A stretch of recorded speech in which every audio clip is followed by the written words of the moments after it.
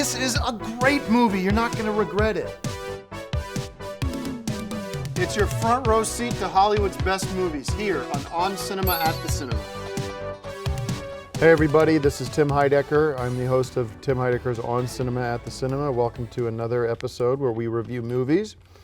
I'm joined by my guest, Greg Turkington. Hey guys, glad to be here. And I want to get this out of the way quickly. Lots of moving parts right now. We found out yesterday that Dr. San, I don't even want to call him Dr. Luther San, took the coward's route and hung himself in his cell Friday morning around 4:30 a.m. And Doug Lyman, my attorney, is now telling me that the DA's office is now refocusing their attention on me, and they want to, the families, of course, are seeking some kind of justice for the deaths of the kids, and now I'm suddenly back under the spotlight.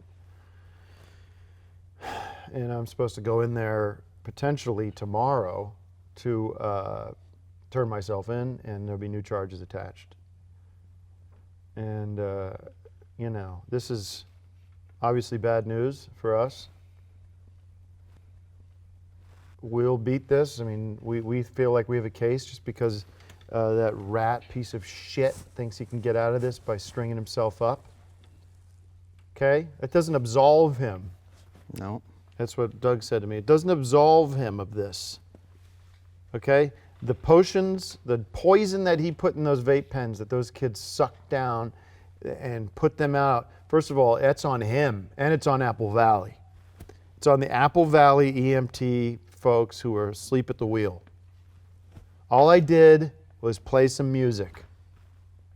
Made a lot of people happy. We had 6,000 kids there. Only a small group, small portion of that, 20, what's the percentage of people, 20 into 6,000, whatever it is. 1%. It's nothing. That doesn't mean to say that the 20 that passed are nothing, but obviously I was in the right. I provided a safe, fun, ecstatic environment. And it's ridiculous to think that I'm supposed to take responsibility for any of this, especially when it comes to jail and all that shit. And I'm going to fight this to the end. So I know you guys will be there for me.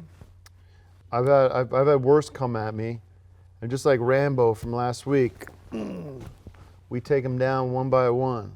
And that's because I got you guys out there supporting me every step of the way. And my brother back here hanging in there tight, being there no matter what. And Axiom and Manuel and everybody. Joe Estevez. Joe has been great, and if Mark ever shows his head, I know he's got my back too. So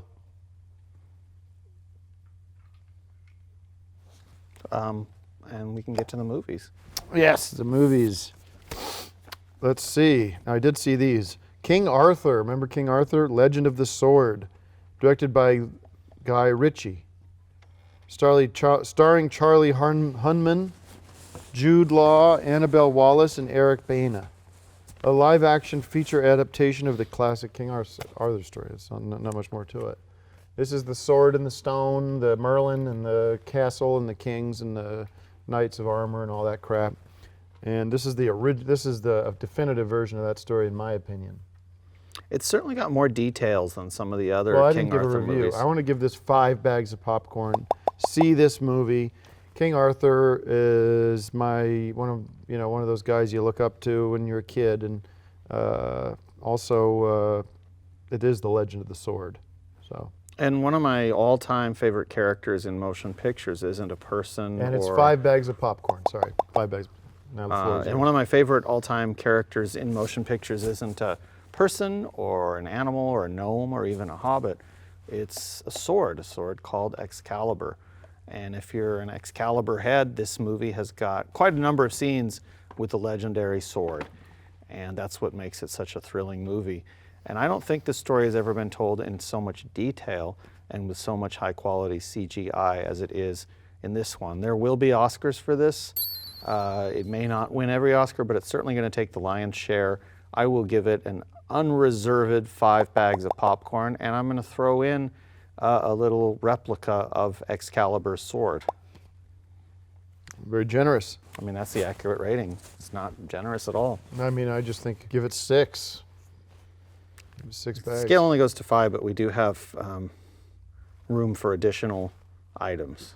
All right. Big endorsement for King Arthur. Next up, we have Snatched. Snatched, directed by Jonathan Levin, and acted by Amy Schumer, Goldie Hawn, Ike Barinholtz, Wyke Skites, Wanda Skype. Emily recently dumped adventurous 30-something convinces her cautious mom to join her on a trip to Ecuador. As they seek adventure, they become kidnapped, and their bond is strengthened as the two very different women escape the jungle. Snatched. It was a comedy starring Goldie Hawn. And it's about time. I'm glad to see Goldie's back. You know, you had movies like Saving Private Benjamin and other movies with Goldie Hawn in them. There's a Girl in My Soup with Peter Sellers. And this is a classic Snatched movie. These girls get kidnapped, and I thought it was very funny, laughed a lot. Would have liked a male lead, I think. For comedy, I want men more so. Somebody like Tom Hanks or... But you can't have a Hanks without a Meg Ryan, so... I think that would have been interesting if the filmmakers had added a man to the lead instead of Goldie, or instead of the Amy Schumer. There were definitely men in the movie. Well, there were, but I'm saying instead of it being 2 women, making a man and a woman, you could have put Mike Myers, Chevy Chase, Billy Crystal, Tom Hanks, Tom Cruise. But imagine Thelma and Louise with Tom Hanks and Tom Cruise. It's not the same movie. Sometimes the script dictates that you do cast women in the lead roles, and that's what they did here. Well, and I think this is the Thelma and Louise for this generation, and I'm going to give it 5 bags of popcorn. Well, I gave, if I recall, I gave Thelma and Louise 3 bags of popcorn, so I will give this 4 bags of popcorn. Not really one of my favorite movies. Very, very funny, very well made. But next time, don't be so selfish. The feminists out there, they want to make everything about them. So let's keep it about the men. Let's keep men focused. Let's even if you counter programmed it with somebody like Sly Stallone, who's so good in Galaxy. You know, put him in there and put a wig on him and make him play a woman. Well, you should watch Tootsie and I love Tootsie. That kind of a thing. And sometimes, you know, when the writers write these things, they have somebody in mind. You know, it's what the happens same reason you wouldn't have. Joe Pesci playing Martin Luther King. Sometimes it just doesn't work. Well, what happens is I think these executives, they get a little nervous because the women's feminist groups are going to come in and put everybody in jail, when in fact the men are the one that get oppressed in this situation, and you don't have Everybody loves movies, women, men, yes, and every other group under the sun. That's why you have Goldie Hawn on Goldie Hawn, as a pun on Golden Pond. And you have something like, I want to put in Ted Danson or one of those kind of good-looking leading men to play the Amy Schumer part and keep Goldie Hawn on Golden Pond. All right, but I mean, would you like to see then, if you're going to start tampering with this movie or tampering with Thelma and Louise, why don't we say Katharine Hepburn stars Marlon Brando's role in The Godfather, and that's a mess, you know? So you got to look at the script. The script dictates the casting, not some ideas that you've read on the internet. I give you credit. I apologize. I'm just worn out. Mm-hmm. You know, I'm not sleeping, and I'm thinking about. I keep picturing, you know, Sand swinging in this. Sand's been in my nightmares for years, so there's no change there. I just picture him, that wispy old beard, swaying in the window of the jail cell. The poor guard who had to, another guard too, Luis, he had to come in and open that door to see that dead corpse swinging. And then I have dreams. I have dreams about my future and me being in that cell, and the ghost of Sand swinging in the wind. But speaking of Dr. Sand, I want to, as much as he is our mortal enemy, as much as I'm so glad he's dead, although it complicates my life because him alive is much more valuable, as the state can pin the charges on him. I bet they can. Uh, And they have other charges they could pin on him too if they start investigating further. You can't put a dead man in the electric chair, right, Doug? So, But if you I wanna could, that just- would be the one that I would try to put in it. can I just end on this? I want to, as much as he's been a thorn in our side, and he is a bad guy, he is a bad guy. A dirty thorn, a dirty acupuncture thorn, and not just in your side, all over your face and in your arms and everywhere else. An infected, dirty acupuncture thorn. As much as we hate Dr. Sand, and we hate him, and he's a bad guy, there's good people and there are bad people, and Dr. Sand was, There's in a bad way, people. both. You can't deny it. He's a part of the On Cinema family, and I think what I want to do tonight No, is he's just not. honor him with this tribute. So Tribute? watch the tribute. Why did you, who put this together? I remember the times they were good, and the hardest goodbye that left me barely speaking. Inside I still wanna believe, so I'm running back, I'm running back to you. I remember the times they were good, and the hardest goodbye that left me barely speaking. Inside I still wanna believe, so I'm running back to you. I wanna believe.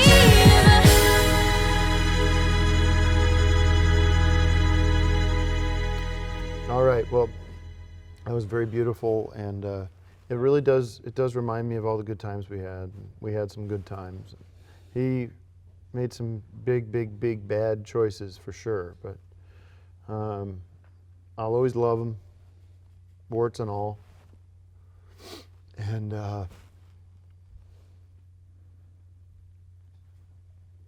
What? I'm not paying tribute to him. If you want to do just that, say that's a couple fine. words. Just acknowledge him. And He made people sick. He made people die. And I always wondered if he ever even had any medical training. all right, Doug's I don't telling think me he we got to did. wrap this up because I have to do a lot of prep for our hearing tomorrow. Thanks for a great season, everybody. And if anybody's interested in the six bag cinema concept, send me a note, and maybe we can work out some kind of deal where I pass along the conceptual copyrights to you guys. And wish me luck. Good luck. And I'm counting on the On Cinema family to stand with me throughout this long trial. All right, well, see you guys at the movies. All right. Good luck tomorrow. By the way, I'm never going to forget what the fuck you said to me on the show. You hear me? Even that stunt Mark played. No matter what happens to me, I'll always remember the shit you said.